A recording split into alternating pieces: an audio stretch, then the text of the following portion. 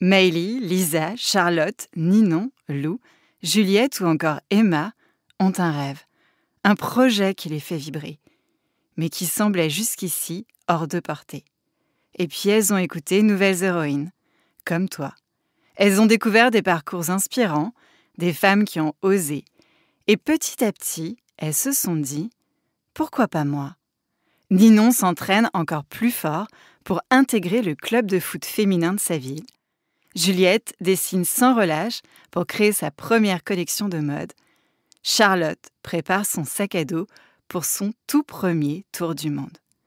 Toutes ont gagné une chose, la confiance en soi.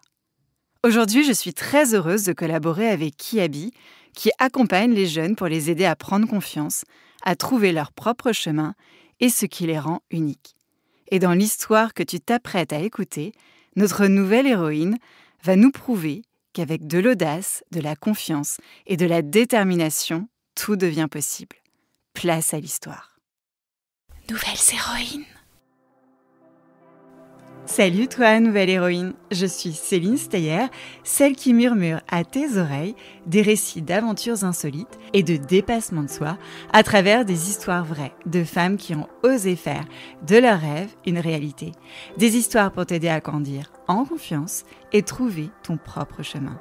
Bienvenue dans le monde surprenant des nouvelles héroïnes. Nouvelles héroïnes.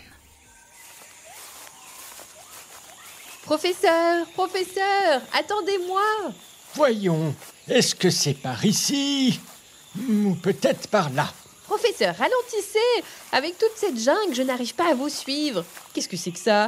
Une sangsue! J'ai une sangsue accrochée sur ma jambe, professeur! Oui, t'en fais pas, c'est pas bien grave. Ah, j'aurais jamais dû vous suivre ici, en Indonésie, sur l'île de Bornéo. Je ne sais même pas ce qu'on cherche. Ma grande, ici nous sommes sur les traces des origines de l'humanité. Vraiment? Nous cherchons les penseurs de la jungle, comme on les appelle, ici. Les penseurs de la jungle, c'est joli. Mais c'est qui? Ce sont les orang-outans, ces grands singes adorables. Voilà, ça y est, nous y sommes. Ah, un campement. Absolument. Ce campement, c'est le Camp Leki. Nous sommes au bord de la mer de Java. C'est beau, hein? C'est le plus ancien site d'études continues d'une population d'animaux sauvages au monde. Et il a été construit par une femme extraordinaire. Oh, là-bas, la tente, c'est celle de Birouté. Birouté? J'arrive, Birouté, j'arrive. C'est qui ça, Birouté? Birouté, c'est une héroïne et meilleure amie des orang-outans. C'est une femme incroyable que j'ai connue dans ma jeunesse. Birouté, tu es là? Il n'y a personne, professeur. Elle doit être dans la forêt, avec les orang-outans. Elle passe toute sa vie avec eux. Ah, c'est sympa sa tante. Il y a un chapeau d'aventurier accroché. On dirait celui d'Indiana Jones. Ah, il y a un livre posé sur la table. C'est un carnet. Professeur, je crois que c'est son journal de bord. Oh, chouette alors, on va pouvoir se plonger dedans. J'ai hâte de connaître son histoire. Ça m'a l'air d'être une femme extraordinaire. J'espère qu'elle ne nous en voudra pas de parcourir sa mémoire. Nouvelles héroïnes. Cher journal, bienvenue dans le récit de ma vie que j'ai choisi de te partager. Je suis venue au monde le 10 mai 1946, en Allemagne, bien que je ne sois pas allemande.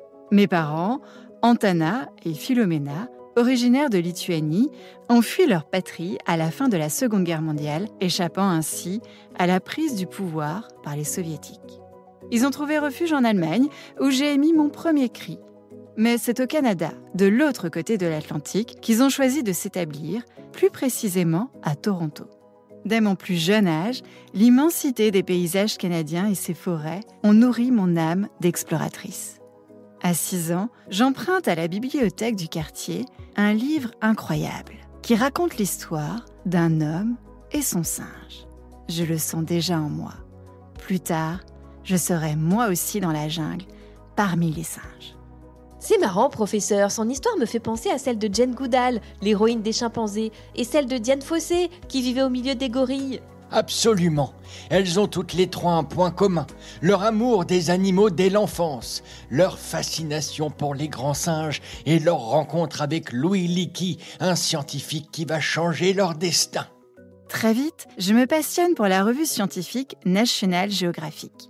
à travers laquelle je découvre les travaux des primatologues renommés comme Jane Goodall et Dian Fossey. Inspirée par leur parcours, je nourris ce rêve de suivre leurs traces. Lors de notre installation aux États-Unis, je m'inscris à l'Université de Los Angeles, où je poursuis des études en psychologie, archéologie et anthropologie, me spécialisant sur les orang-outans. C'est là que je fais la rencontre de Louise Leakey, un paléontologue éminent qui étudie les fossiles humains et leur connexion avec les primates. Tout comme Jane et Diane, avant moi, je lui exprime mon rêve de partir étudier les grands singes dans leur habitat naturel. Et il va l'aider à réaliser son rêve? Bien sûr qu'il va l'aider. Ça va prendre du temps. Je suis très impatiente, car le financement est le nerf de la guerre en recherche. Sans moyens financiers, il m'est impossible de démarrer mes études sur les orang-outans. Aucun de mes professeurs ne croit en mon projet. Ils pensent tous que c'est une folie, que je ne réussirai jamais à approcher les orang-outans de leur milieu naturel. Il me faut donc 3 longues années pour persuader Leakey de me soutenir. Après ce qui m'a semblé une attente interminable, il accepte enfin. Avec le soutien de la National Geographic Society, nous allons créer un centre de recherche sur l'île de Bornéo, en Indonésie. Nous sommes en 1971 et mon aventure ne fait que commencer. Professeur, c'est quoi ce bruit? Ici, les insectes sont voraces et l'arrivée de Birouté n'est pas une partie de plaisir. Les conditions sont très difficiles. Il n'y a ni téléphone, ni route, ni électricité, ni même poste. Je m'installe dans une cabane faite d'écorce et de chaume. Il y a aussi les sangsues et les insectes carnivores. Mais je suis patiente et très déterminée. Petit à petit, je m'approche des orang-outans, même si je vais mettre 12 ans à leur faire accepter ma présence. Mais qu'est-ce qu'elle découvre sur les orang-outans? Eh bien que ce sont des animaux formidables, pardi. Je passe de longues heures à observer les orang-outans dans la forêt. Avant mes recherches, peu de gens les connaissaient vraiment. Alors j'installe mon campement et je commence. Mais les orang-outans sont timides et discrets. Ils fuient les humains. Ils vivent dans des forêts marécageuses, très souvent inaccessibles, et se déplacent sans faire de bruit. Je suis témoin d'affrontements entre mâles, des scènes à la fois très impressionnantes et intimidantes. J'ai même eu la chance d'assister à des naissances, des moments absolument incroyables. Je découvre que les orang-outans sont très gourmands. Leur régime alimentaire comprend plus de 400 types d'aliments différents. Il est évident que les orang-outans sont des êtres d'une grande intelligence et sensibilité. À presque 30 ans, mon travail est reconnu mondialement lorsque le magazine National Geographic met en couverture une photo de moi tenant un orang-outan dans les bras. Cette photo a transformé à jamais la manière dont le grand public voit les orang-outans. Qu'est-ce qui se passe, professeur? Je repense à tous les combats qu'a dû mener Birouté pour sauver les orang-outans. Les sangsues, par exemple. Il y en avait plein dans les marécages. Oh, les sangsues, celles qui s'accrochent à vous et qui vous sucent le sang comme celles que j'avais tout à l'heure. Quelle horreur! Et oui, encore, les sangsues. C'est de la gnognotte à côté des difficultés que va rencontrer Birouté. Mais la jungle n'est pas sans danger. Ce sont les humains les plus dangereux. Des hommes coupent les arbres pour vendre le bois et transformer la forêt en plantation. Les orang-outans, qui vivent dans les arbres, perdent leur maison.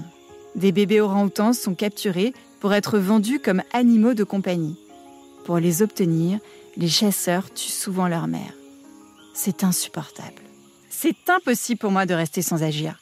Alors j'ai décidé de me battre pour les préserver dans leur habitat naturel. En écrivant ces quelques lignes, je réalise que les orang-outans sont toute ma vie. Je me sens si proche d'eux. Nous devrions tous le ressentir, car ils nous ressemblent. Des parents qui n'ont jamais construit d'outils complexes, qui n'ont jamais utilisé le feu et qui n'ont jamais fait la guerre. J'espère que ces quelques lignes seront lues par des jeunes gens qui voudront aussi s'en occuper et les préserver. C'est tellement beau, professeur. Et ils ont l'air si gentils, ces orang-outans. Il faut les aider. En 1986, Birouté crée un centre de réhabilitation pour recueillir les bébés orang-outans orphelins. Elle leur apprend à grimper, à chercher de la nourriture et à vivre en liberté. Elle a aussi lancé la Fondation internationale des orang-outans pour soutenir ces grands singes partout dans le monde. Elle a écrit plusieurs livres sur eux, alerte le monde entier sur la disparition des forêts et convainc les gouvernements d'agir. Des lois sont mises en place pour protéger les orang-outans et leur habitat aussi. Grâce à Birouté, on a appris à les aimer, comme jamais on n'avait réussi à le faire. Et encore aujourd'hui, Birouté vit la plupart du temps au milieu des orang-outans, ici en Indonésie. Elle continue de les aimer et de s'en occuper. Son histoire montre à nos aventuriers et aventurières que chaque action compte et qu'avec du courage et de la détermination, on peut changer le destin d'une espèce entière. Ah, quelle femme extraordinaire, cette Birouté, professeur. Je te l'avais dit, une sacrée nouvelle héroïne, celle-là aussi, comme dirait mon amie Céline. Allez, professeur, remettons son journal de bord à sa place et partons à sa recherche. Tu as raison, j'ai hâte de te présenter mes copains orang-outans. Allez, hop, on referme la tente. En route pour l'aventure et attention aux sangsues. Des sangsues, moi, avec toute cette histoire, elles me font même plus peur, pas vous? À très bientôt, nos petits aventuriers et aventurières, dans un nouvel épisode de Wild, le podcast animalier. En collaboration avec Nouvelles Héroïnes. Nouvelles héroïnes. Nouvelles héroïnes. Nouvelles héroïnes. Nouvelles héroïnes. Nouvelles héroïnes.